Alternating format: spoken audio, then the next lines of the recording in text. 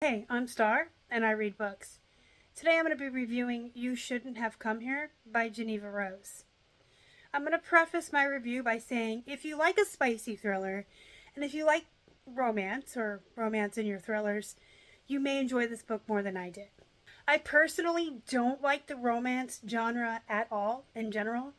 I don't like romance and I don't like spicy scenes in my books. It's just a personal preference. I like murder, mayhem, scary things, serial killers, and thrillers. So this book was not my cup of tea to begin with. The first 90% of the book was so bad. I mean, it was bad. If I had to read her blue eyes one more time, I was probably going to pluck my eyes out of my head. I wouldn't give it a 1 star at this point because I didn't DNF it, and there was enough to keep me interested that I kept reading.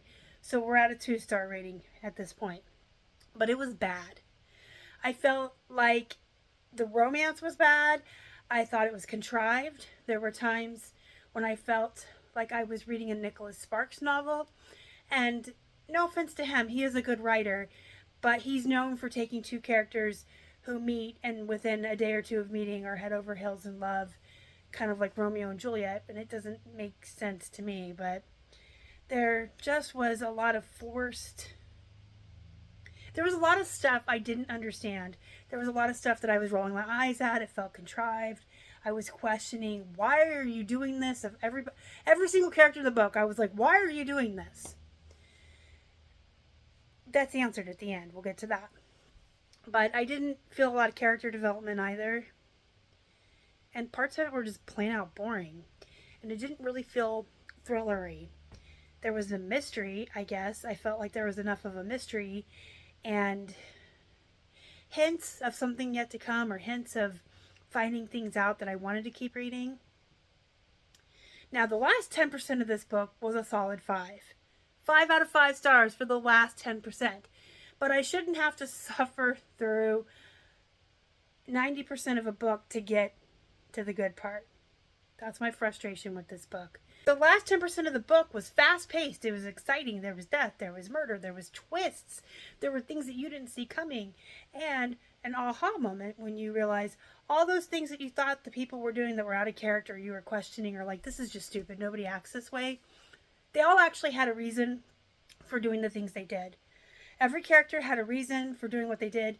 Every character had a story behind them, I guess, that led them to make the decisions and the choices that they were making that I was questioning the whole time. And everything did fall into place. I did finally understand everything at the end. But it wasn't an enjoyable read. I liked, like, if I could just take that last 10%, it would be such a great book, but then it wouldn't make sense. But I'm really not a fan of books that are so good at the end, but take so long to get there. And it wasn't like it was because it was a slow burn. It was just boring, I guess. And the romance threw me off. There are some that feel like the twist at the end came from out of nowhere and didn't like it. I really did like it.